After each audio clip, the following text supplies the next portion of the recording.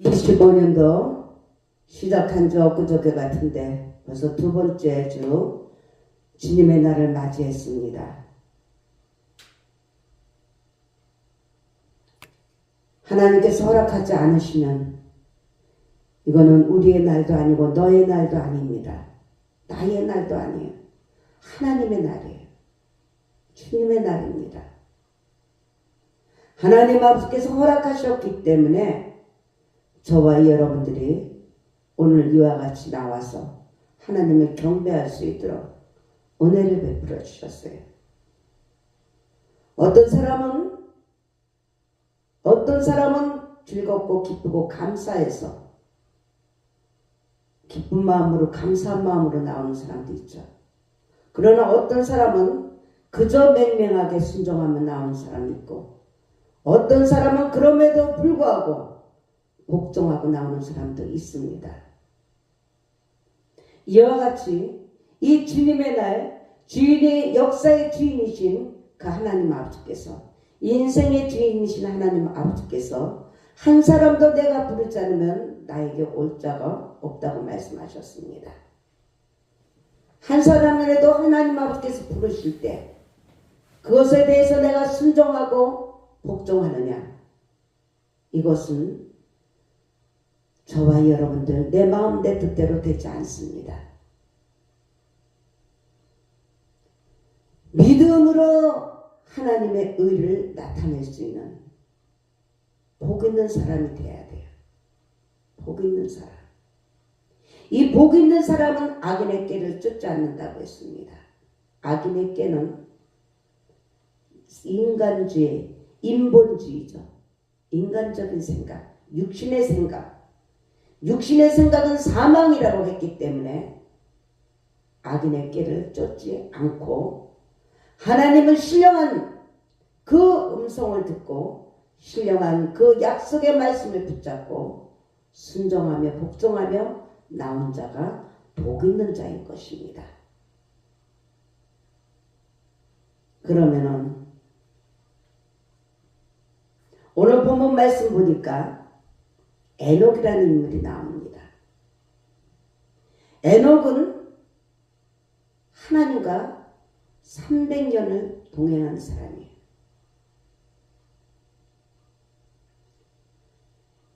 오늘 본문 말씀 보면은 22절에 무두세다를 나온 후 300년을 하나님과 동행했다고 말씀하고 있습니다. 24절에 보니까 에녹이 하나님과 동행하더니 하나님이 그를 데려가시면 세상에 있지 아니했다고 말씀하고 있어요. 오늘 본문 말씀처럼 우리도 이 25년들을 하나님께서 허락하신 선물입니다. 이 선물을 받고서 내가 얼마나 그것을 잘 활용하냐, 아니면은 그 선물을 받고 마음대로 버리든지 굴리든지 내 마음대로 그 용도에 맞게 쓰지 않고 내 마음대로 한다면 그것은 가치가 없는 것이죠. 선물 준 사람도 서운할 것이고 선물 받은 사람도 그 물건의 가치를 모릅니다. 헛된 거죠, 서로가. 우리는 하나님께서 동행하는 이 에녹을 너무 기뻐하셨어요. 너무 기뻐하셨어요. 그래서 그 선물 준 사람은 죽음조차도 면제시켜주는 하나님의 그 뜻과 섭리를 알 수가 있는 것입니다. 얼마나 하나님 아버지께서 동행함을 기뻐하셨으면 나하고 동행한다는 것이 굉장히 중요한 것이죠. 굉장히 중요한 것이에요. 지혜로운 자와 동행하면 지혜로워질 것이고 지혜롭지 못한 자와 동행하면 미련하다고 했어요. 우리는 세상에서 태어나서 예수님을 만난 것이 얼마나 축복이고 하나님을 아는 것이 지혜의 근본이라고 하셨듯이 저와 여러분들은 하나님을 알 수 있는 지혜로운 자들이 될 것이 얼마나 복인가를 다시 한번 깊이 생각하고 회개해야 될 줄 믿습니다. 위대한 사람들은 성경에 모두가 하나님과 동행한 사람들이었어요. 그래서 그때 그들은 하나님이 함께 하심을 체험을 했습니다. 얼마나 하나님의 은혜로 평안하고 형통하고 그런 승리를 거뒀다는 것이. 그런데 하나님을 체험하고서도 모르고 인정을 안 하고 하나님보다 더 위에 올라가 있고, 그렇게 하면 하나님의 주시는 그 평안은 없는 것이에요. 늘 마귀한테, 사단 마귀 귀신한테 뺏겨서 도적질 당하고 죽임 당하고 멸망당하는 것이에요. 우리는 하나님과 동행해야 됩니다. 하나님 아버지와 동행하기 위해서 말씀도 주셨고 독생자 예수님도 보내주시고 성령님도 함께 하시고 삼위일체 하나님께서 우리와 동행하면 우리는 마음에 근심할 게 없어요. 하나님이 주시는 평안과 믿음과 소망이 있기 때문에 걱정이 없어요. 걱정이. 세상에서 환난을 당하지만 약속의 하나님의 그 다 이루신 것을 보고 믿고 근심하지 않을 수가 있어요. 담대할 수가 있어요. 그런데 하나님은 죽어 있고 세상 것으로 충만하고 내 생각이 넘쳐나고 내 방법이 넘쳐나서 그렇게 한다면 내 얄팍한 소견에 연약한 소견에 육신의 생각은 사망밖에 올 수가 없는 것입니다.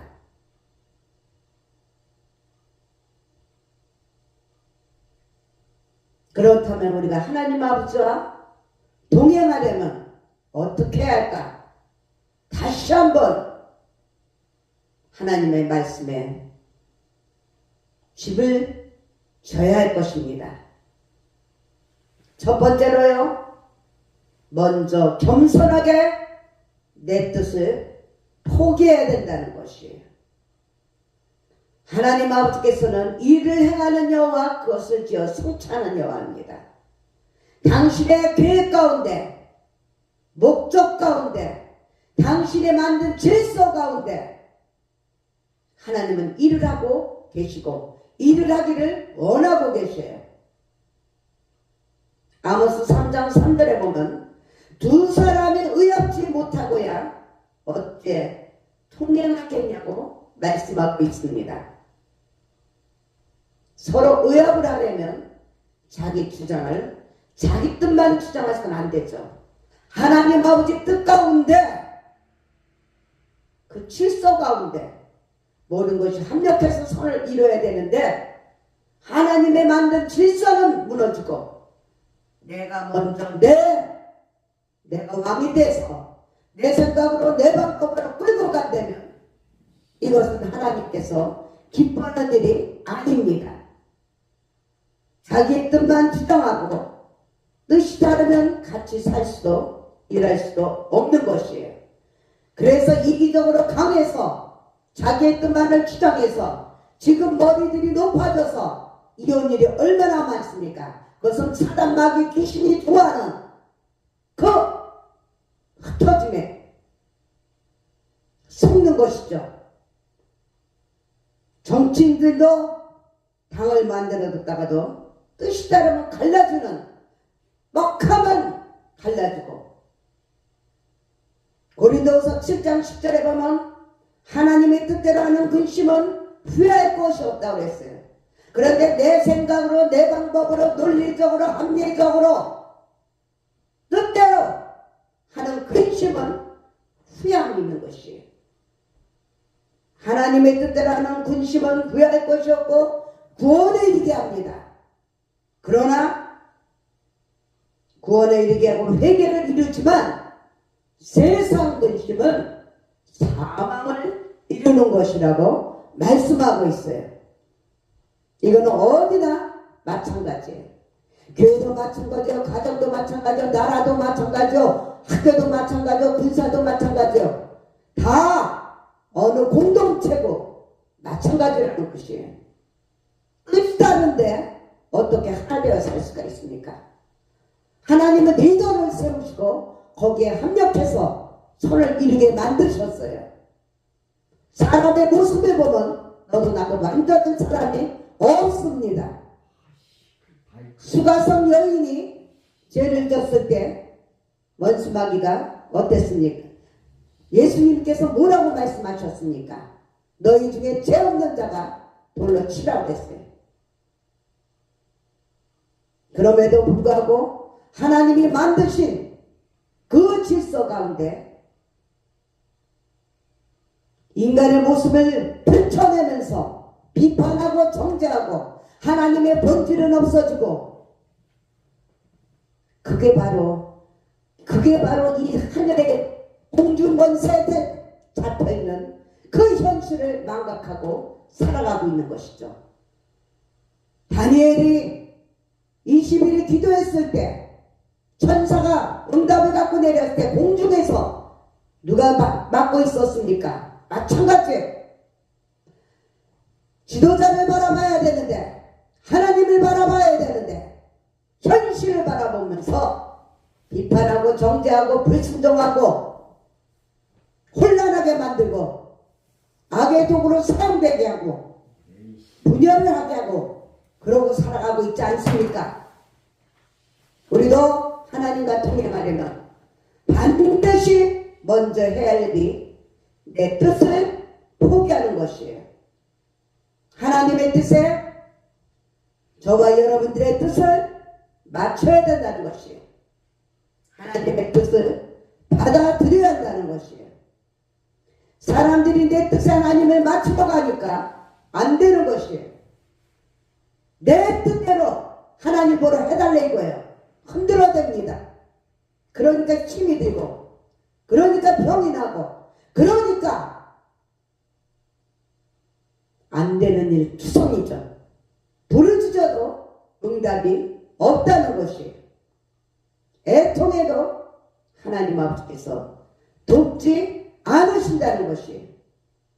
그러나 내 뜻을 포기하고 하나님의 뜻에 맞추면 하나님 아버지께서 함께 하십니다.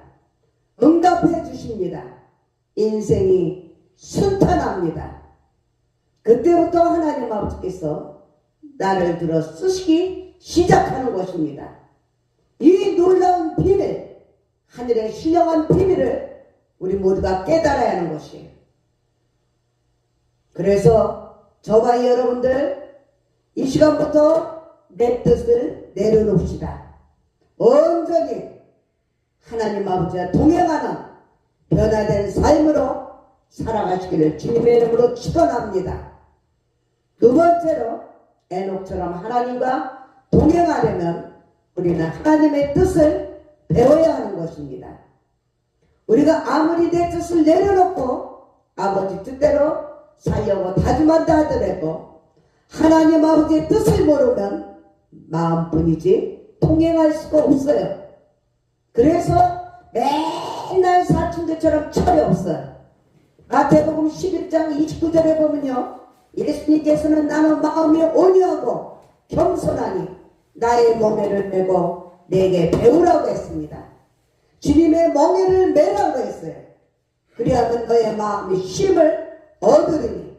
주님의 멍에는 메기 싫고 나만 높아지고 싶고 나만 내 하고 싶은 대로 하고 싶으면 주님의 멍에를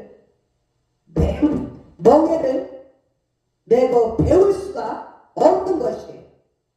멍에를 메려면 우리가 배워야 한다는 것이에요. 무릎을 꿇고 겸손하게 배워야 한다는 것이에요. 옥토와 심령으로 말씀을 먹어야 한다는 것입니다. 성경에는 하나님의 뜻이 기록되어 있죠. 32,500가지의 약속의 말씀이 있습니다. 우리 하나님 아버지께서는 너희는 이 세대를 본받지 말라고 했어요. 하나님께서 무엇을 기뻐하시고 무엇을 싫어하시고 무엇을 원하시는지 우리 알아야 한다는 것이에요.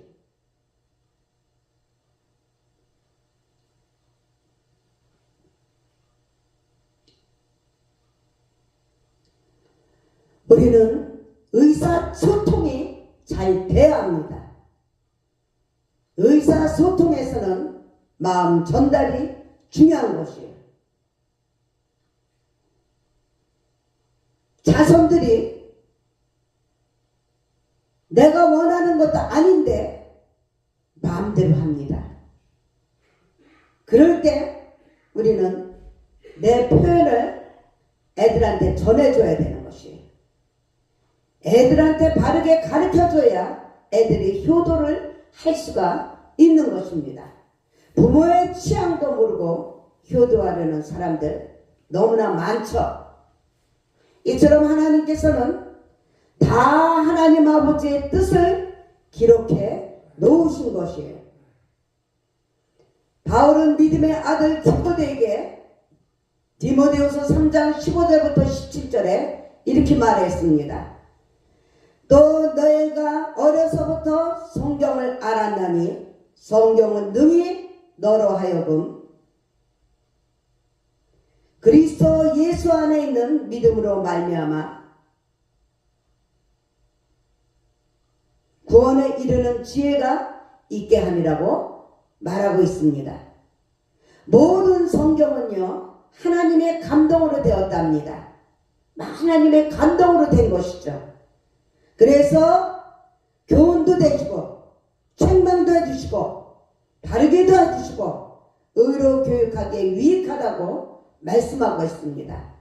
왜 그렇습니까? 이것은 하나님의 사람으로 온전케 되게 하기 위해서라고 했어요. 하나님의 사람으로 부모님의 마음으로 부모님의 자녀로 부모님의 마음을 알게 하기 위해서 교훈하고 책망하고 바르게 하고 의로 교육하게 유익하다고 했어요. 이것을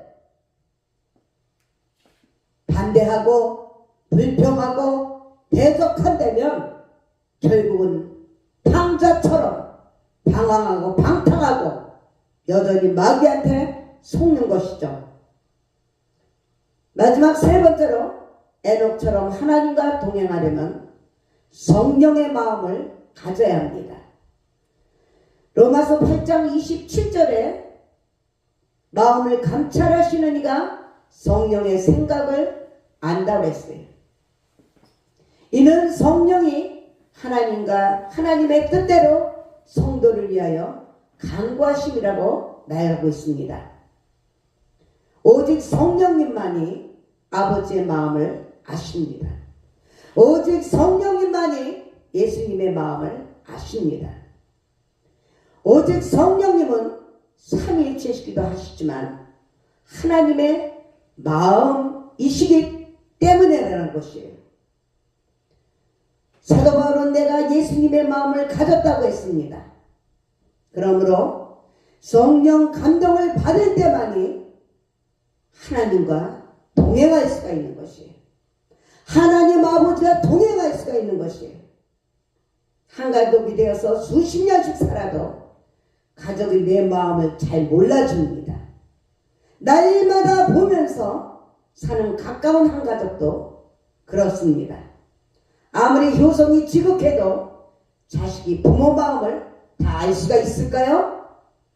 자기들은 다 안다고 합니다. 그러나 천만의 말씀이라는 것이 부모님은 하나님은 완전하시기 때문에 우리들을 다 알지만 육신의 부모도 자녀들의 마음을 다 모릅니다. 하물며 자녀들이 어떻게 육의 부모의 마음을 다 알 수가 있겠어요? 어떻게 영의 자녀들이 하나님 아버지의 마음을 다 안다고 교만을 떨겠습니까? 부모가 되어 보지 않고는 부모의 심정을 모르는 것이에요. 그런데 우리가 어떻게 하나님 아버지의 넓고 그 크신 마음을 알 수 있다고 방자하게 볼 수가 있겠습니까? 어떻게 하나님의 심장, 하나님의 눈물을 알 수 있겠냐 이겁니다. 어떻게 하나님 아버지의 뜻을 우리가 알 수 있겠습니까? 지식으로요?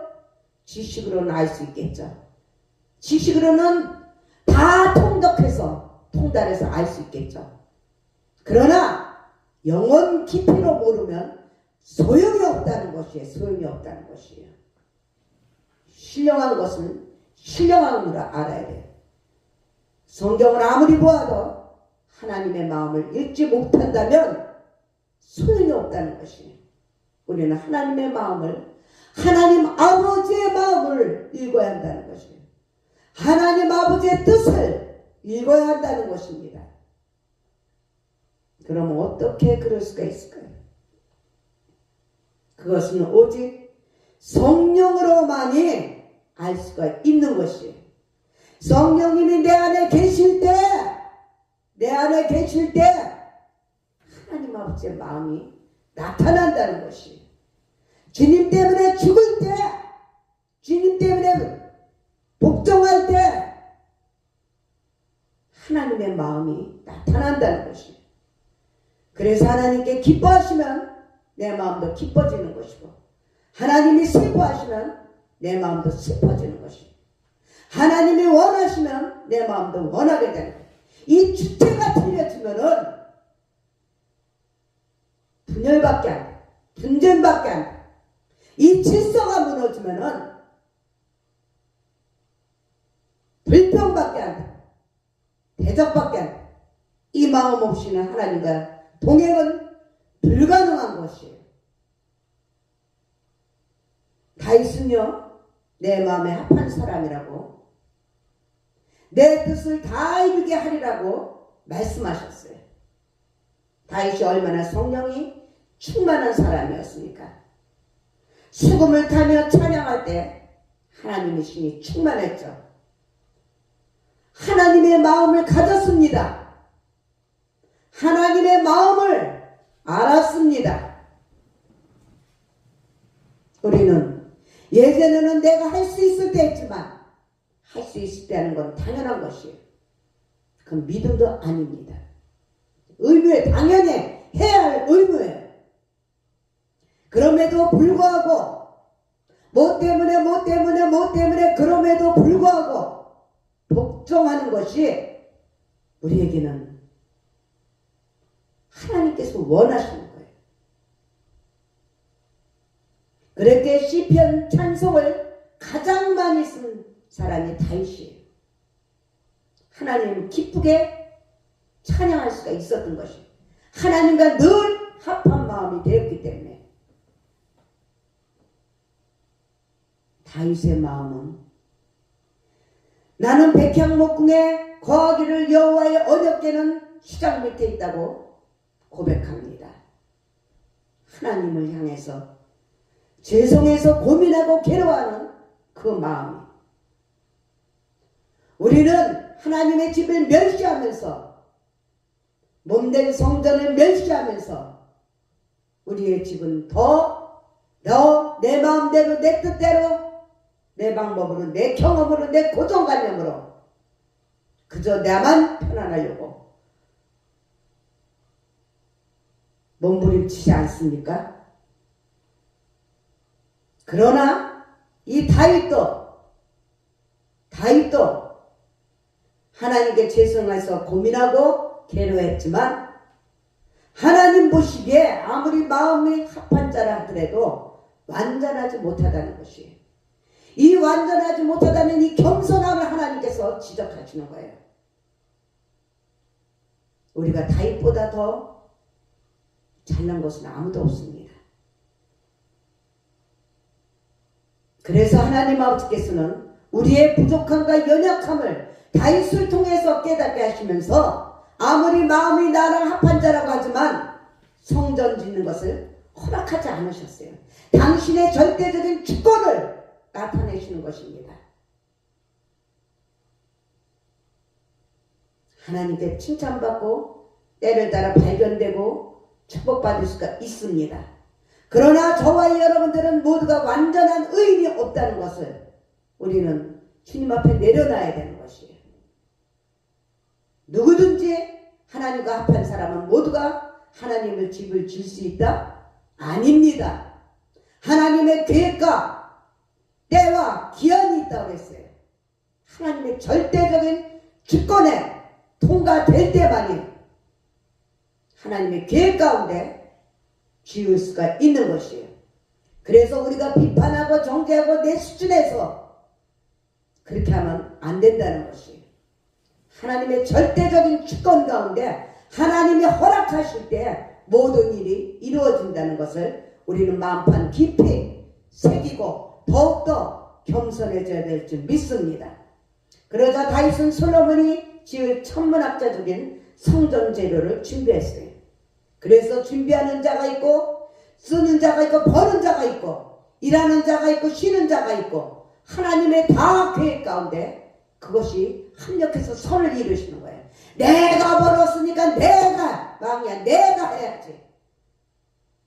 너는 아무것도 안 했으니까. 이것이 아니에요.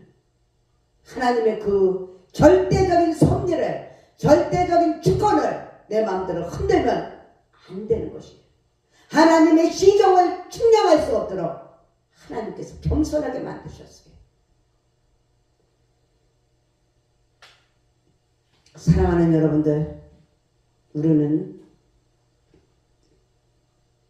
에녹처럼 하나님과 동행하지 않으면 여전히 25년도도 힘듭니다. 무엇이 힘드냐? 경제로 힘드냐? 환경이 힘드냐? 아무리 힘이 들어도 우리는 에녹처럼 하나님과 동행하면 우리는 넉넉히 세상에서 환난을 당하나 담대하고 나갈 수가 있어요. 하나님이 함께 하시기 때문에. 그러나 아무리 하나님이 함께 하시길 원한다 하더라도 우리가 하나님의 절대적인 주권을 인정하지 않고 에녹처럼 하나님과 동행하지 않으면 노아처럼 아브라함처럼 다윗처럼 하나님과 동행하지 않으면 우리는 여전히 사막의 밤이 될 수밖에 없는 그런 고통스러운 해가 될 것입니다. 지금 얼마나 깨어 있어야 될 때 얼마나 혼란합니까?